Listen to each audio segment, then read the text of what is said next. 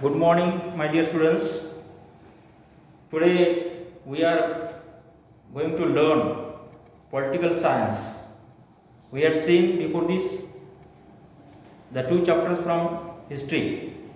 Now we are going to see the first chapter of political science, working of the constitution. So the textbooks of political science till now have helped us to take an overview of local government, the values and the philosophy of the Indian Constitution, as also the governing structures created by the Constitution. So Constitution has created the values and the philosophy of the Indian Constitutions. As the governing structures, it is created by the Indian Constitutions and India's place in international relations. So this Constitution has given the importance, that means India's place in international relations. The Indian Constitution has declared its objective to establish a secular, democratic republic also. It has also made extremely important provisions to ensure that the citizens get justice and their freedom is protected. So, Indian Constitution is extremely important provisions to ensure that the citizens get justice and their freedom is protected. So the freedom and justice is protected by the Indian Constitution. That is why it is most important for us.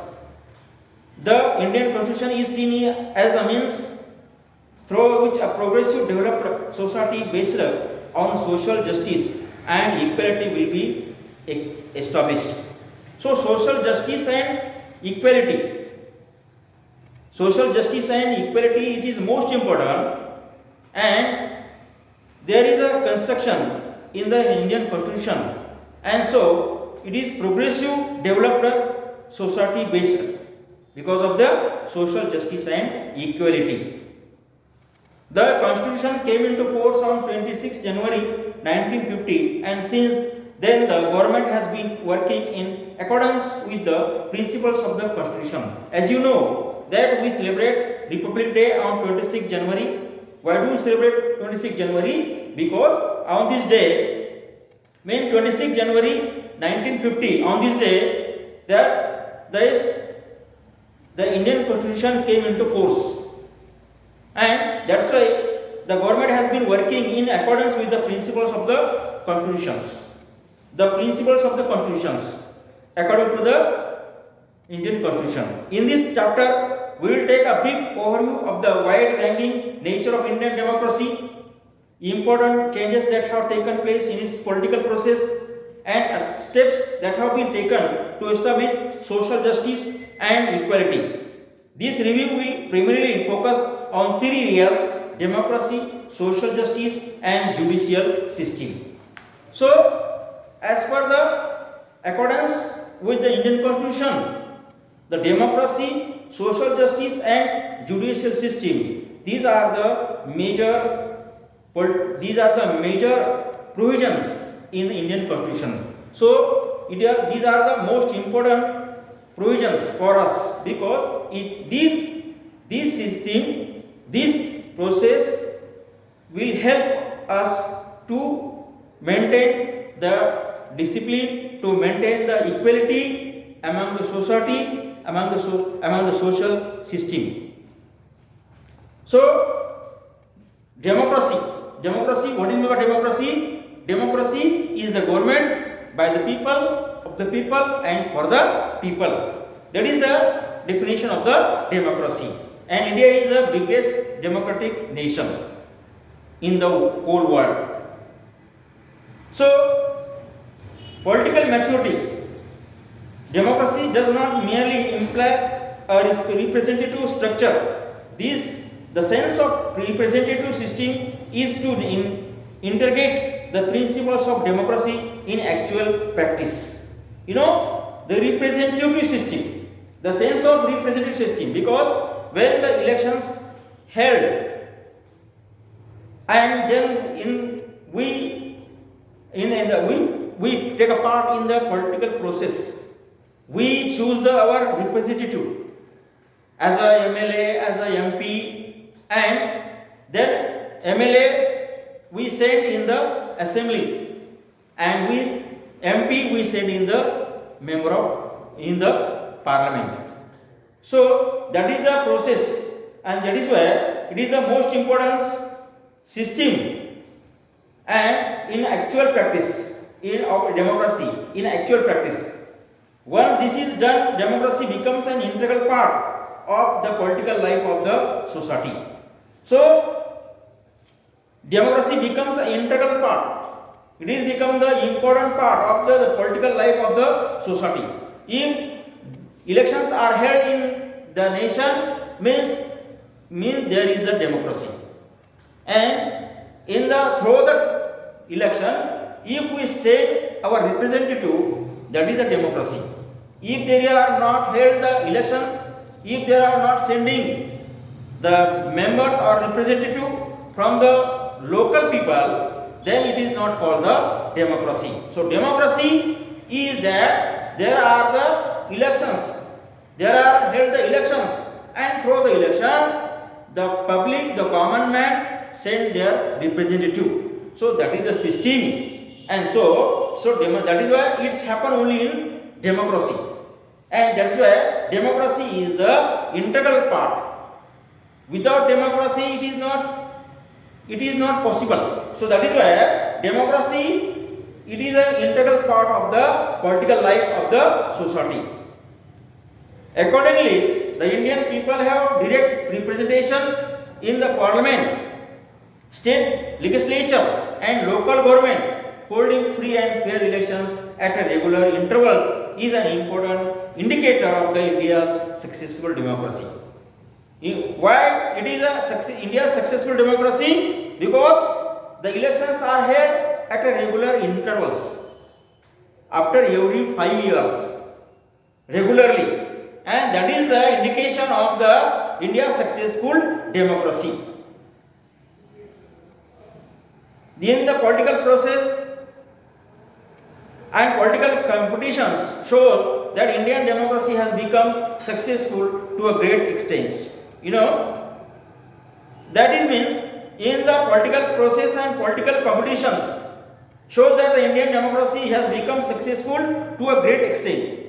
What there is the political process, and there are the free and fair elections. There are the free and fair elections held in India. That is why it is a successful democracy in India. There is no harassment. There are no suppression by someone to someone, and so that's why there is no under pressure. There is no one in under pressure while the process of the election, and that is why India's democracy is in a great extent, successful to a great extent. Now, right to vote. We are going to see what is the process in the election. What is the process of the election and right to vote? Everyone has the right to vote. Who is age of 18? Who is age of 18 years old? He has the right to vote. The Indian Constitution had made the provision of right to vote for adults. In the pre-independence period, several provisions existed which restricted the right to vote. The Indian Constitution had made the provisions of the right to vote for adults. So this is the provision in the Indian Constitution. Everyone who is a citizen of India, he has the right to vote. And in the pre-independence period, several provisions existed which restricted the right to vote. And all such provisions were cancelled after independence. But some provisions were there which were harmful, which were against the right of man, and these provisions were cancelled after the independence. And there is a amendment in that provisions. The Indian Constitution guaranteed adult suffrage by giving the right to vote equally to both men and women above the age of 21 years. But this is the 21 years is here printed, but there is an amendment. There is passed the bill in the parliament, and that is where there is the amendment in the provision in the Indian Constitution, and now it is reduced 18 years to 21 years. And so we have the right, who is age of 18, he has the right to vote. Means that is, it is reduced from 21 to 18, which gave a possibility of political participation to the young generation in India. So it is reduced from 21 to 18. Means that is the young generation is there in the political process, and there is a young generation in the India who has the right to take a part in the political process. Such provisions have made India the largest democracy in the world, because it is reduced from 21 to 18. That is where there is a great extent in the voters, and so it is the largest democracy in the world. India has the largest number of voters compared to any other democratic nation, and this change is not only the quantitative but also the qualitative, as new political parties are emerging with the active support of young voters. There are some political parties are there, those who have the support of the young generation, because now means we are the educated. Almost people are educated, and so they know whom to choose, and so many parties are there, those who are getting the support from the not only quantitative but qualitative voters. These parties represent the various expectations of people and compete in the political spheres. So these parties represent various expectations of people and compete in the political sphere. So these parties, some political parties are there, those who are newcomers, and they represent the various expectations. So we will do something for you, we will give the facilities, we will develop this area, and so these are the expectations of the people, and they promise the people, and that's why they compete in the political sphere. They can compete because they promise expectations of people, and they promise to fulfill that. Now, decentralization of democracy. Decentralization of democracy means the distribution of democracy.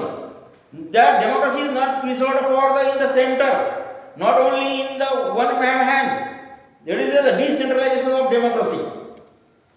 Decentralization of power is central to democratic government. Decentralization controls the misuse of power, and also the creates opportunities for political participation for the common people. Means decentralization of power means a common man is in power. A common man is in power because we are the government.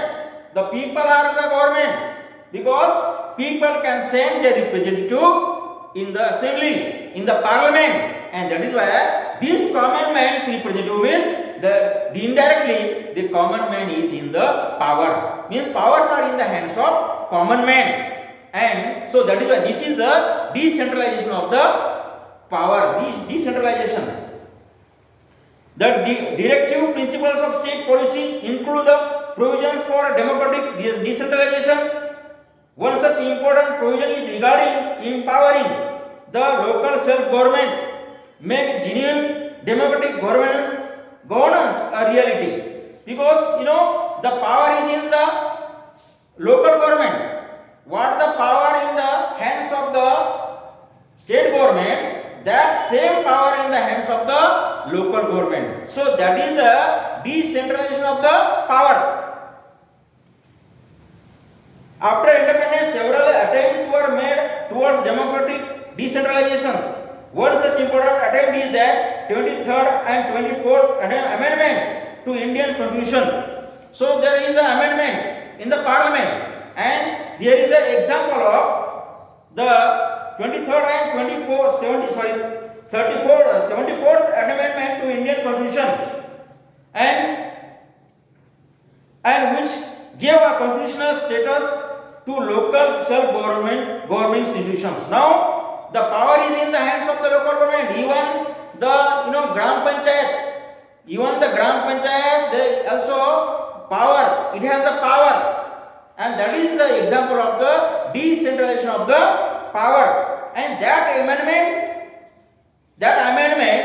is 73rd and 74th, and that is why these provisions, these articles has given the right of the power to the self-government, means that is the decentralization of the power, and also the increase and status to local self-government institutions, and also increase their powers. Okay, now next point is that right to information, RTI, right to education, right to information, RTE and RTI. So here is a RTI. RTI means right to information. It is amendment in 2005. So here, let's stop here. So, and this point will be taken in the next video. So that's it for today. Have a nice day. Read it, and I hope you understood. Okay, see you.